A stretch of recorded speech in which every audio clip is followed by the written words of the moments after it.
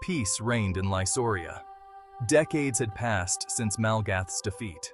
The kingdom thrived under King Aric's wise and just rule. Scars of war faded, replaced by bustling towns and vibrant fields. Elira, once a frightened girl, had blossomed. She was now a woman, a warrior, her heart filled with her people's love and respect. Yet, a shadow lurked beneath the surface. Elira felt it, a creeping unease. Whispers on the wind spoke of strange occurrences. Disturbing dreams plagued her nights. A shadowy figure, wreathed in darkness, haunted her slumber. Its voice, a chilling rasp, spoke of a looming threat. Elira couldn't shake the feeling. Something was wrong. The darkness was not truly gone. It was merely biding its time, waiting to strike. The whispers intensified. Reports from outlying villages spoke of blighted crops, strange illnesses, and unsettling behavior in animals. Even the usually fearless knights seemed uneasy. The king, burdened by the weight of his crown, listened intently. Elira, her brow furrowed with worry, stood by his side. "Father," she said, her voice laced with concern. "These whispers, they feel familiar, like echoes of the past." Aric, his face etched with age and worry, nodded grimly. "I feel it too, daughter. The darkness, it lingers." He placed a hand on her shoulder, his gaze unwavering. "We thought Malgath was the source.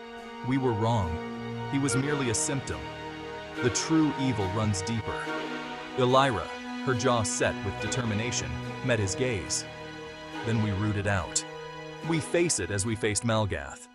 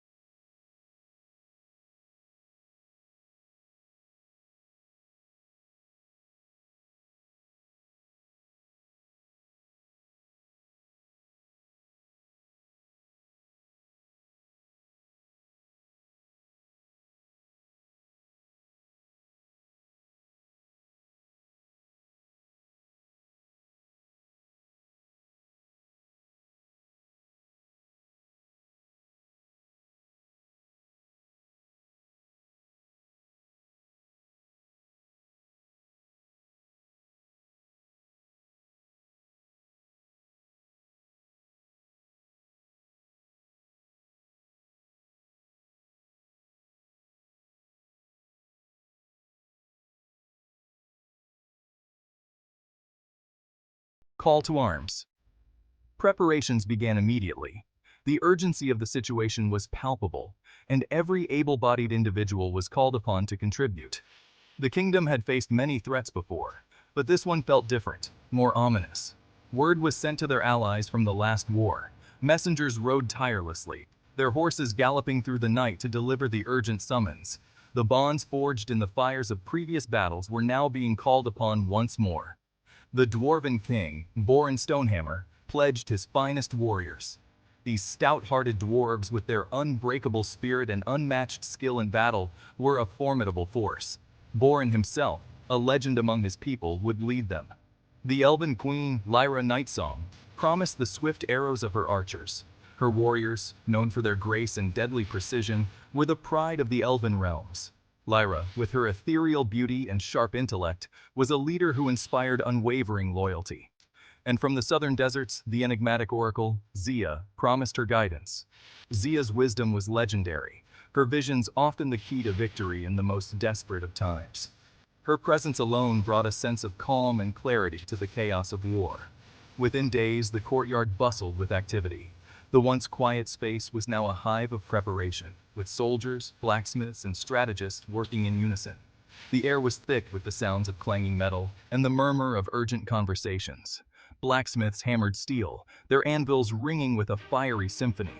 Sparks flew as they forged weapons and armor, each piece crafted with care and precision. These tools of war would soon be tested in the crucible of battle. Soldiers, clad in shining armor, assembled in the courtyard. Their faces were a mix of determination and apprehension, each one aware of the gravity of the situation. They stood ready, their hearts steeled for the trials ahead.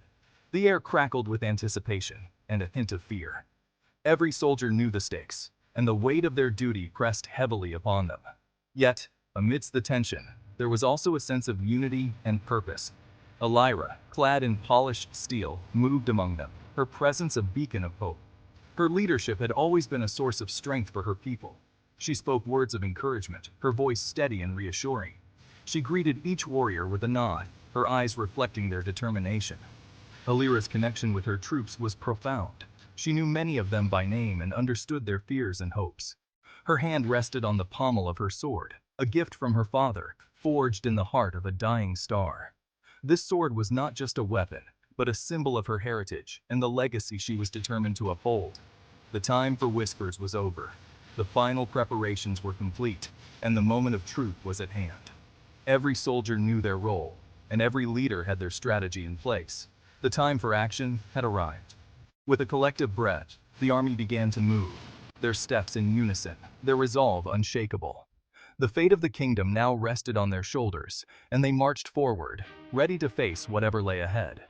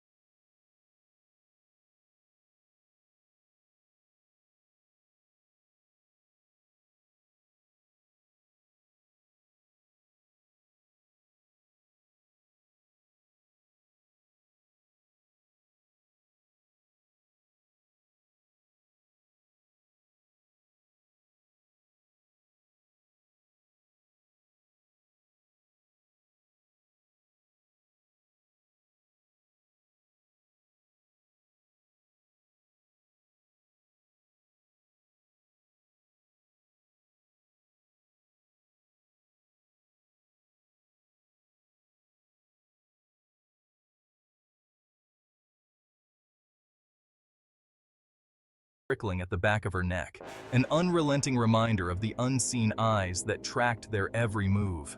The shadowy figure from her dreams seemed to flicker at the edge of her vision, its silent laughter echoing in her mind. It was a specter of her fears, a manifestation of the darkness that threatened to consume them all. Section 6. The Blighted Lands. The closer they drew to Blackstone, the more oppressive the atmosphere became. The land itself seemed to writhe in agony. Twisted trees clawed at the sky, their branches bare and skeletal. The air hung thick and heavy, reeking of decay and death. Creatures of nightmare emerged from the shadows, their bodies a grotesque mockery of life. They attacked with feral fury, driven by an insatiable hunger. But the warriors of Lysoria stood firm, their blades flashing in the fading light. Elira fought with the fury of a storm, her sword a blur of motion. Each fallen foe brought them closer to their goal, closer to the source of the encroaching darkness. Section 7. The Ruins of Blackstone. Finally, after a long and arduous journey, they reached Blackstone.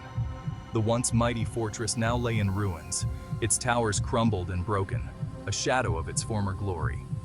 The walls, once a symbol of strength and protection, now stood as mere remnants of a bygone era. The air crackled with a palpable energy, a sense of wrongness that sent shivers down their spines. It was as if the very essence of the place was alive, whispering secrets of the past and foreboding of the future.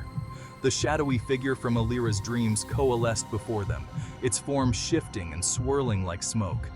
It was an eerie sight, one that seemed to blur the lines between reality and nightmare.